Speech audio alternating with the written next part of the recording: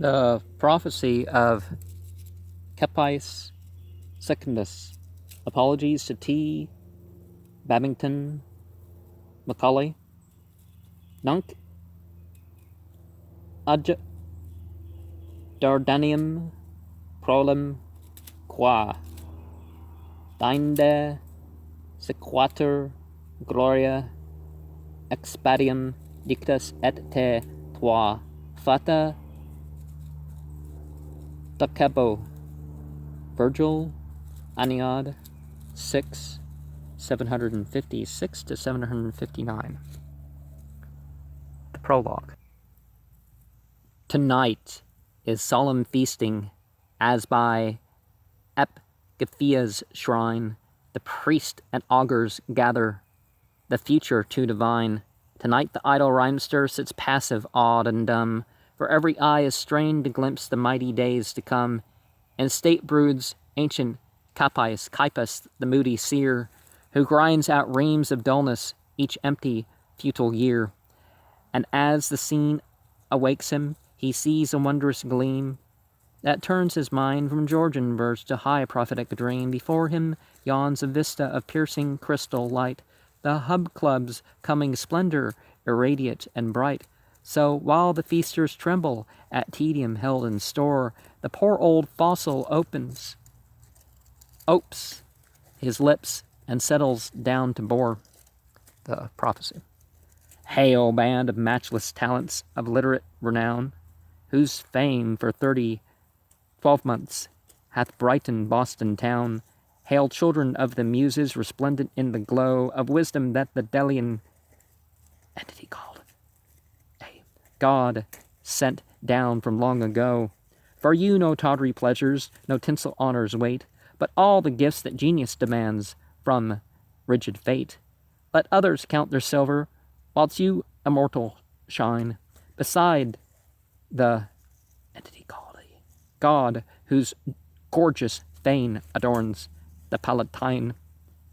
I look adown the ages and spy with curious stare a novel shrine of marble, draped high on Copley Square, within a many volume, replete with art and wit, each one a deathless classic by Hubley author writ. And on the hills of Alson and Majesty there stands a silent, vast rotunda, the work of reverent hands. Beneath the dome of crystal, around the curved wall, there sit a marble circle, presiding o'er the hall. Each statue bears a tablet, whereupon the eye may trace the glory of old belonged to one of Hubdom's race.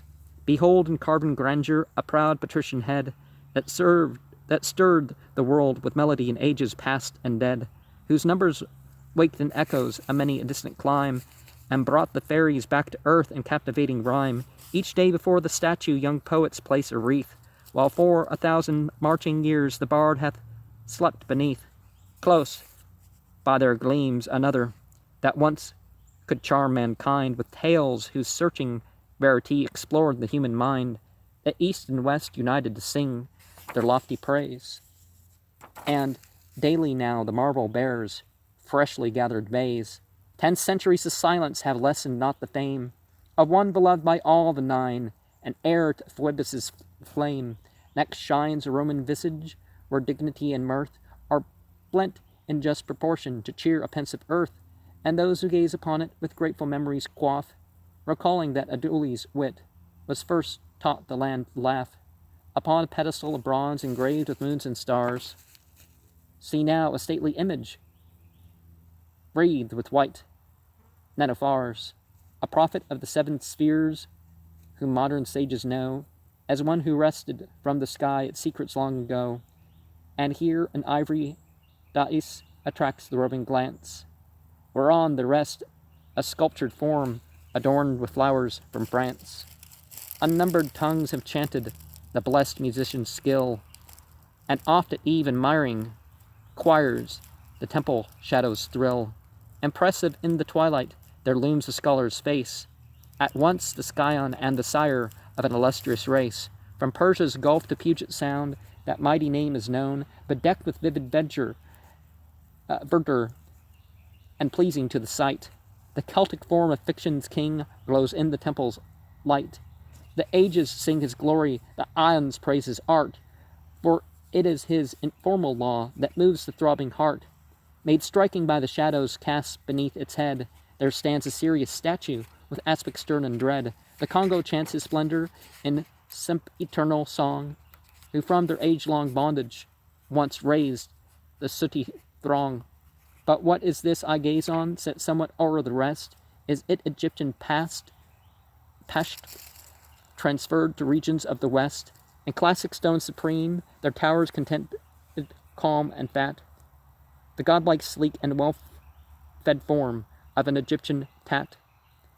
'Tis he, whose Ankh shrine a million souls have decked, what they call the god of the latest Asian fad, the holy Katist sect. Beyond I spy, but dash it all, where have those feasters gone? I've only made 8 prophecies, the most are still undrawn. Confound the wretches, how is this for base ingratitude? They've left, whilst yet I'm going strong in prophesying mood. How things have changed since Roman times, when I could keep a crowd agape with any nonsense. But if I muttered loud, 'tis hard for any haruspice to meet these modern days, where people will be ennued. However, I puff in praise. I will not waste mine ancient book.